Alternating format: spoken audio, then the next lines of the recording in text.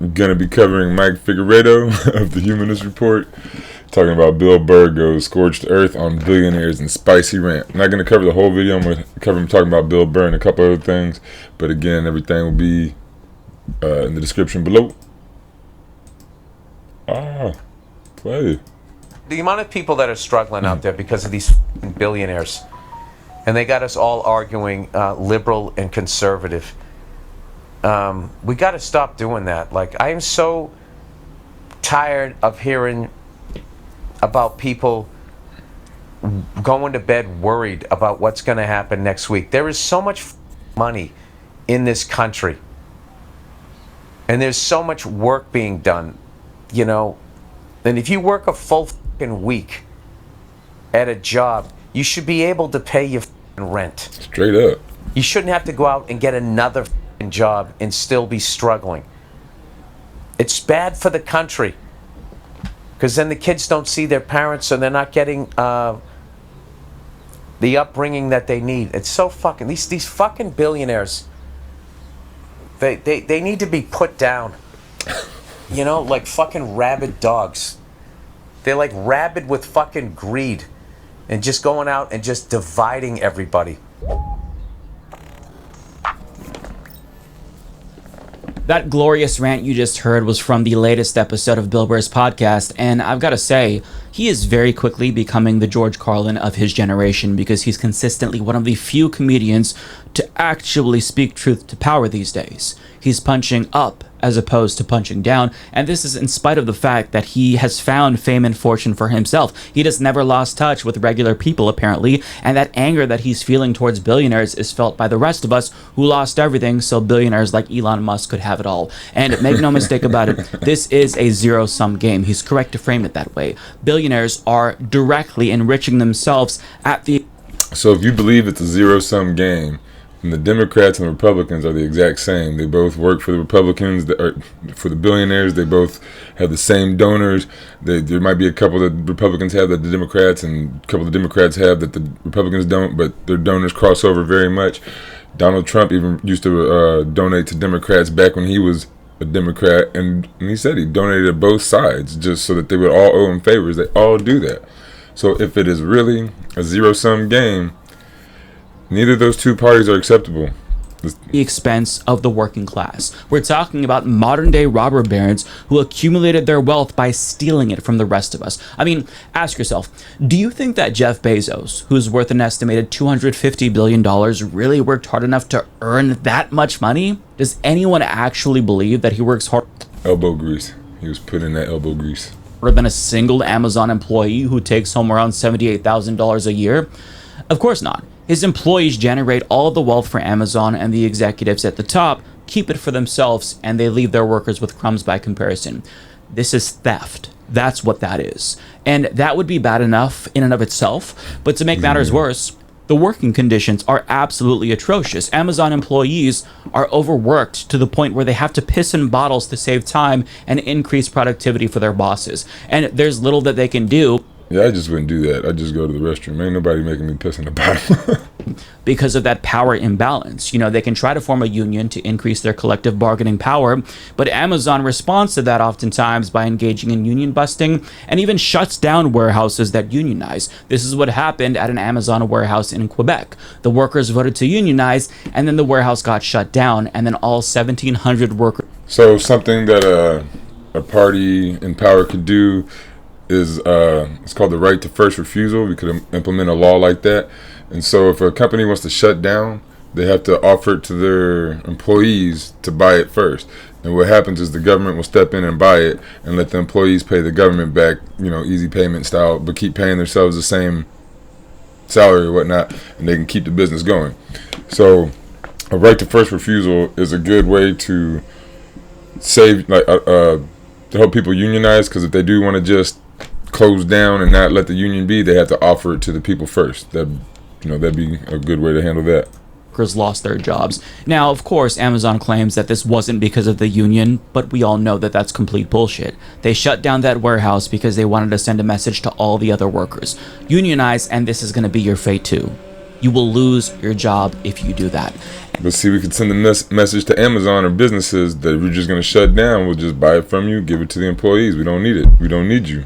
And they even set up this dynamic where they actually pit workers against each other, where bosses try to root out potential union activity by encouraging workers to turn on each other and rat out their coworkers in order to pressure them that they have to do that to save their own jobs. And this is not conjecture. When I worked at Walmart, on the first day of my job at orientation, they showed us an anti-union video and taught us what to look out for, certain signs that our coworkers might be unionizing. You know, if one of them, for example, was inexplicably more friendly or talkative, that could be a sign that they're trying to form a union, and you That's weird that they would tell you that your coworkers shouldn't be friendly.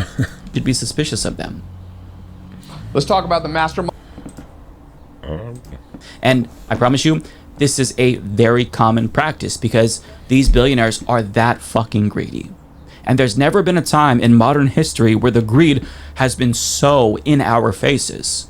We're in an Yeah, we had the Gilded Age, the late 1920s, early 1930s. We had the big crash, but it's been like, I mean, when we started, it was very, very plain to see that we had plantations with plantation owners all the way down to whippers, all the way down to slaves. So, I mean, it's kind of been in your face in the U.S.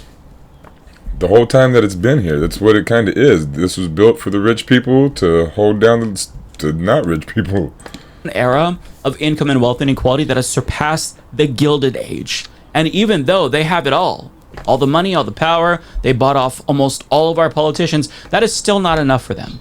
In fact, one billionaire just made the greatest investment of all time, Elon Musk. He donated more than $200 million to Donald Trump's campaign, and now he's probably going to propel himself to trillionaire status by hollowing out the government agencies that are supposed to be regulating him. So I just skipped that middle part. It's just why with all the stuff that Elon Musk is doing. I'm pretty sure everybody watching this video already knows. But again, the link will be in the description if you want to watch that middle part.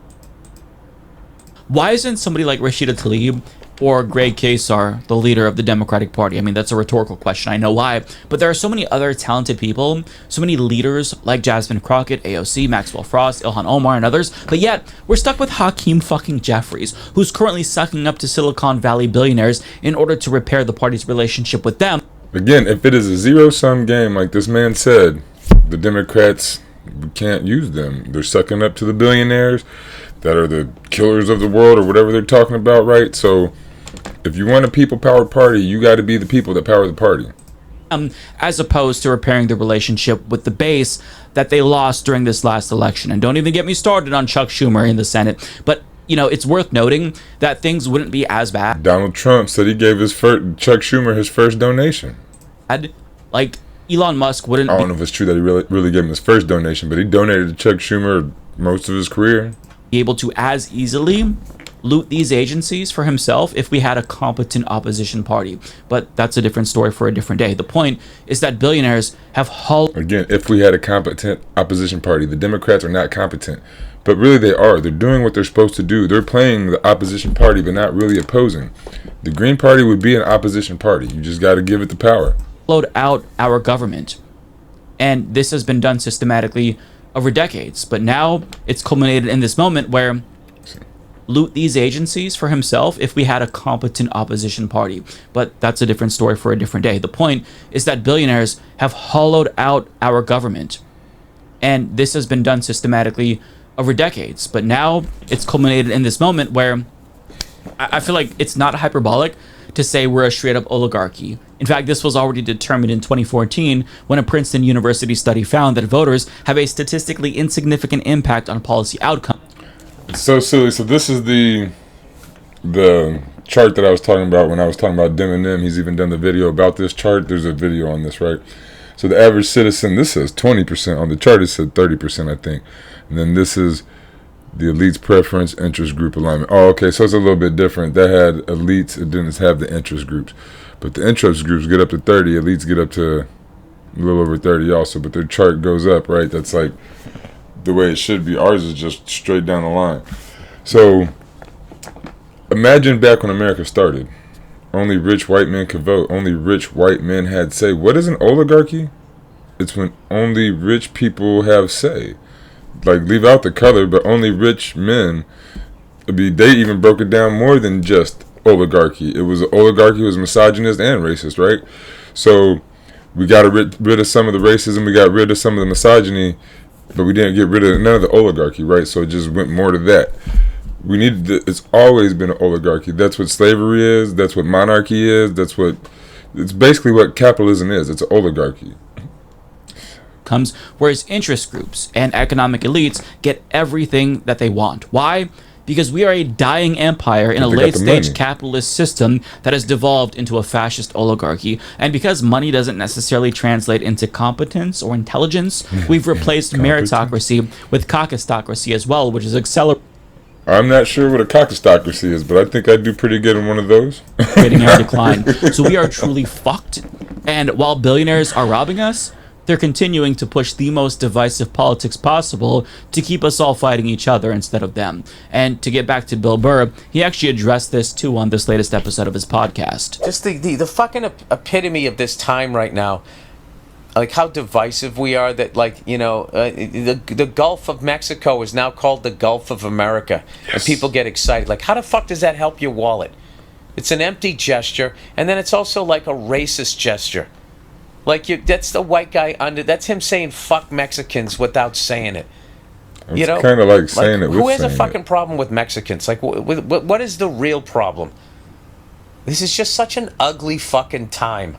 He's right. And it's important to note that this is an ugly time on purpose. There's a reason why capitalism always devolves into fascism, because people become so desperate that they become susceptible to radicalization. They start to believe the rantings of a demagogue like Donald Trump. I feel like capitalism is always fascism the whole time. It's imperialism. Like, how was capitalism spread? Nobody wanted that. No tribal people were sitting there like, we want to work for money instead of just working the land and getting our stuff and like trading things, right? Like trading resources and whatnot. They're like, here, we're going to take your time and commodify it like this and say it's worth this here, worth this there, so you got to work so many hours and then we can just break you and stuff.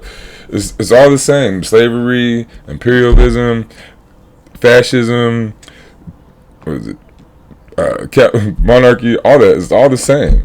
This is why people need to listen to political scientists who explain why these things happen. It's the difference between materialism and post-materialism. Developing countries don't make social progress because citizens there care more about their material well-being, housing, money, security, but as things improve and they develop and the standard of living goes up, citizens begin to focus more on post-material issues, things like social justice and civil liberties, but once their material conditions begin to deteriorate again, they shift their focus back to material issues, and progress towards social justice is stalled or outright reversed. That's what we're seeing right now, as corrupt elites begin to use divide and conquer strategies once the bread and circus tactics of the past no longer distract the masses. So Bill Burr is 1,000% right to be angry with billionaires. We all should be angry with billionaires. If you're not mad, you're not paying attention. I get that that's a cliche, but it's so true.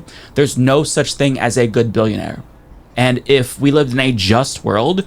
Right, so if we're all mad at billionaires and there's no just billionaires and the Democrats are sucking up to billionaires, then what does that say? I mean, we need to not be with Democrats. I mean, I've already woken up. I'm not a Democrat. Obama scoring me, man. I couldn't, after Obama, I was done. I got back in with Bernie a little bit, but the way they did Bernie bunked that, like... All of the money that these elites stole from us would be seized, and they'd be jailed indefinitely.